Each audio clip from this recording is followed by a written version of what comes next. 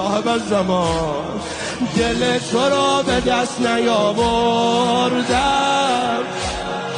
ببخش عزیزم آبرو بردم، اما خدامون شاهد آقا، گفتم حسین هر جا زمین خورد من از حسین دست بر نمیدارم،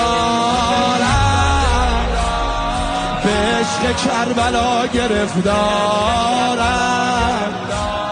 هیچی به اندازه این روزه تو زندگی نمیده آزارم.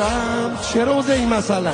گفتن حسین تنها شده، محتاج این زنها شده، واویلا.